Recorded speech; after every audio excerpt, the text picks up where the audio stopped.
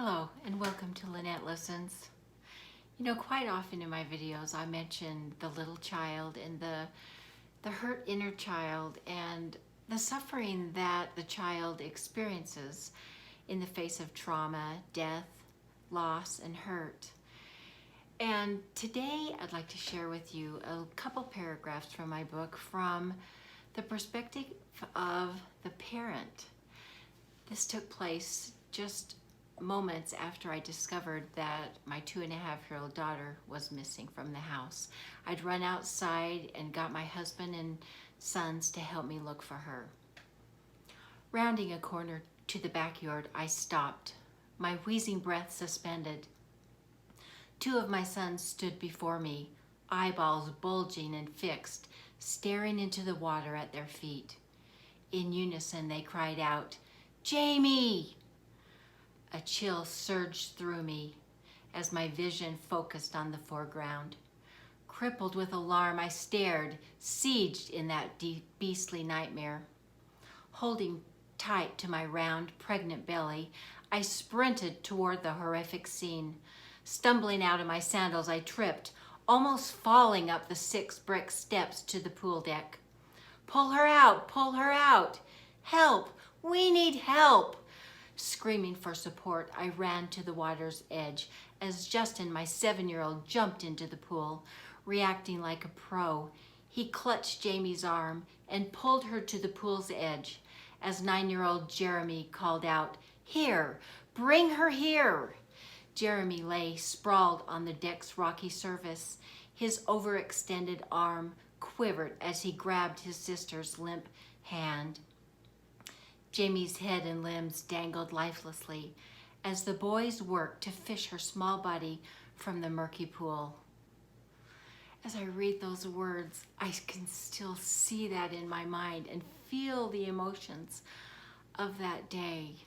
Not only was my little girl lifeless in the pool, I was watching my 7 and 9-year-old heroically jump into the heroes that they truly were and are. And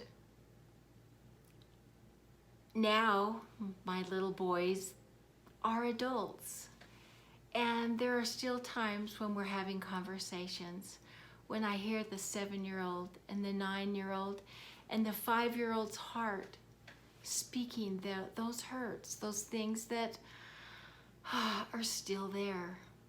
And so I encourage you, if you have a hurt in your heart, or if you know a little one that is sad, to take some time and close your eyes and swim in the stillness that may not be so still. There may be tears and anger and hurt, but I promise you that as you stay in that place, this peaceful place in your heart,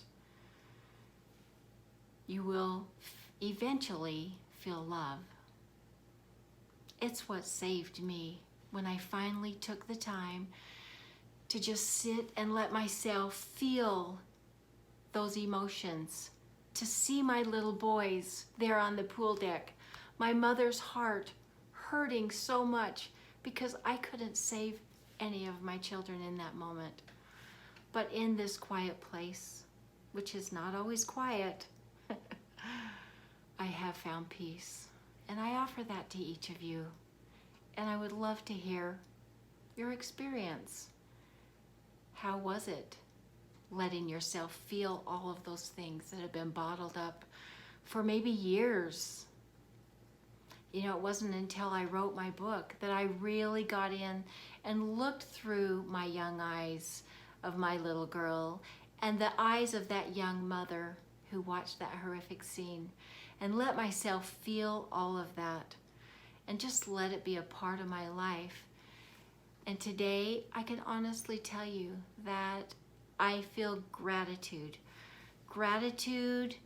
for the experiences that I have lived through, the experiences I have in each moment.